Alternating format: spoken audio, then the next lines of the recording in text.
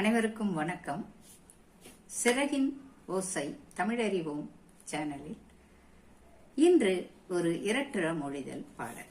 குழந்தைகளே, ஸ்லேடையாக பாடுவது காலமேக புலவருக்கு ஒரு விளையாட்டான பயிற்சி.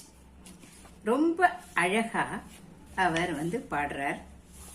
எவ்வளவு அழகா சொல்றாரு. இரண்டு பொருள்பட ஒரு வரிகளை, அதுதானே ஸ்லேடை இரட்டர மொழிதல்.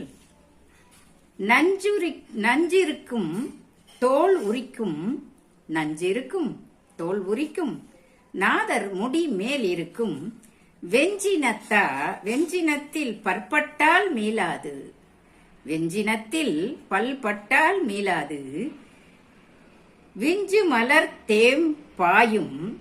மலர் தேம்பாயும் சோலை திருமலை ராயன் வரையில் பாம்பாகும் வாழைப்பழம். என்ன அழகா சொல்றாரு பாருங்க. நஞ்சினை கொண்டிருக்கும் சிவபெருமானின் திருமுடி மேல் இருக்கும், ஆபரணமாயிருக்கும்.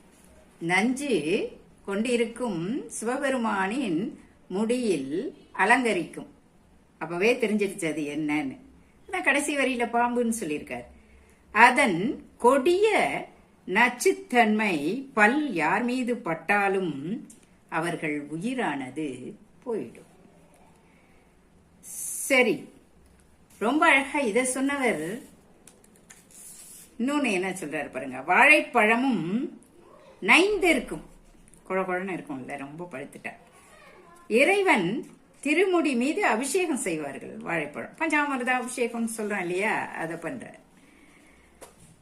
அதுக்கப்புறம் உண்டவர்கள் பற்களுக்கு இடையே என்ன பண்ணும் செல்வதால் அது தொடுகரி துணை உணவாகும்.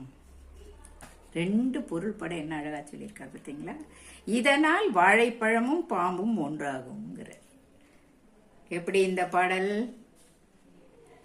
தமிழை ரசியுங்கள். எங்களுடைய சேனல் பிடித்திருந்தால் சப்ஸ்கிரைப் செய்யுங்கள். நன்றி நண்பர்களே.